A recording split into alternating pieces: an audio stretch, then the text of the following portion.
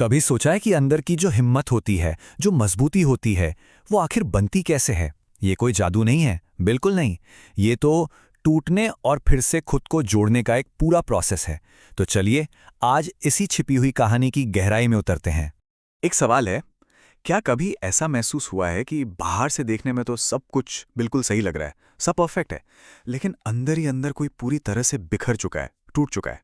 चेहरे पे एक मुस्कान है, लेकिन दिल पर एक अजीब सा बोझ, एक भारीपन है। ये एक ऐसा एहसास है जिसे शायद हम में से कई लोगों ने कभी न कभी महसूस किया होगा। दुनिया के लिए एक चेहरा और अंदर की हकीकत बिल्कुल अलग। अगर इस एहसास से कभी गुजरे हैं तो ये चर्चा बिल्कुल आपके लिए है।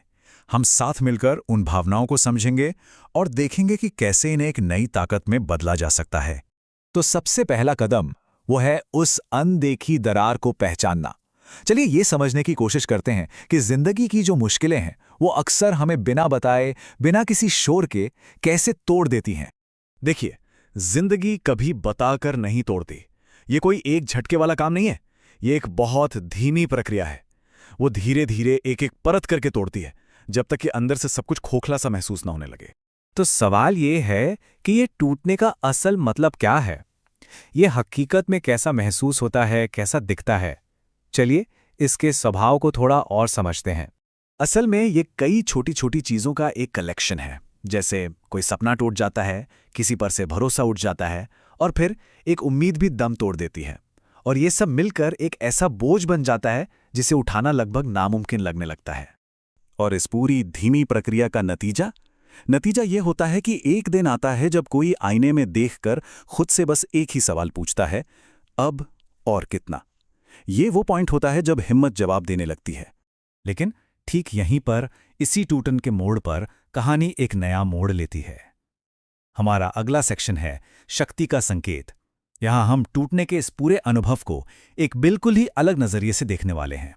ज्यादातर हम यही सोचते हैं ना कि जिंदगी हमें इसलिए तोड़ती है क्योंकि हम कमजोर हैं, पर सच तो इसका ठीक उल्टा है।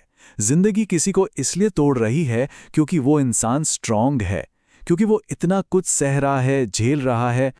और एक बात हमेशा याद रखने वाली है, जो लोग टूटने के बाद भी किसी तरह दोबारा खड़े हो जाते हैं ना, जिंदगी असल में उन्हीं को अगले लेवल के लिए तैयार कर रही होती है। ये अंत नहीं, ये तो एक तरह की ट्रेनिंग है। तो ये बात गांठ बांध लीजिए। दर्द खत्म करने के लिए नहीं आता, दर्द नया बनाने के लिए आता है। ये इंसान को तराशता है, और जो इस आग में तप कर निकल गया वही तो सोने की तरह चमकता है। और यहीं से हम अपने अगले पड़ाव पर आते हैं, द ट्रांसफॉर्मेशन फेज, यानी परिवर्तन का दौर। ये उस दौर के बारे में है जिससे शायद हम में से कई लोग इस वक्त गुजर भी रहे हों। ये टेम्पररी है, पर इसका मकसद बहुत गहरा है। तो ये ट्रांसफॉर्मेशन फेज, ये परिवर्तन काल है क्या? इसका मतलब बहुत सीधा सा है।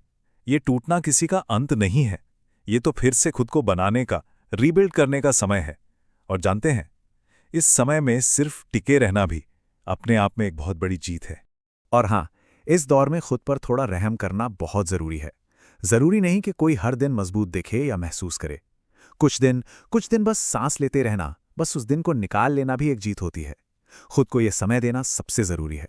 और अब हम आते हैं अपने आखिरी और सबसे ज्यादा उम्मीद भरे हिस्से पर, सबसे तेज रोशनी। यह अंधेरे के बाद जो सुबह होती है ना, उसके बारे में है।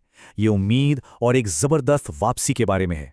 जब रास्ता बहुत लंबा और मुश्किल लगे तो पूरी मंजिल के बारे में मत सोचो। अपना सारा ध्यान सिर्फ आज पर लगाओ। बस आज का दिन किसी तरह निकाल लो। बस आज हिम्मत मत हारो। एक एक कदम ही तो हमें पहाड़ की चोटी तक ले जाता है। क्योंकि ये शायद कायनात का एक नियम है। जिस इंसान ने सबसे गहरा अंधेरा देखा होता है ना, वही सबसे तेज रोशनी के साथ चमकता है। आपके जो घाव हैं वही आगे चलकर आपकी सबसे बड़ी ताकत बनेंगे। तो बस आखिरी संदेश यही है, छोड़ना मत। इस पूरी प्रक्रिया में कोई कमजोर नहीं, बल्कि और भी ज्यादा मजबूत बन रहा है। ये सिर्फ एक दौर है, और जब आप इससे बाहर निकलेंगे तो आप पहले से कहीं ज्यादा शक्तिशाली और कहीं ज्यादा चमकदार होंगे।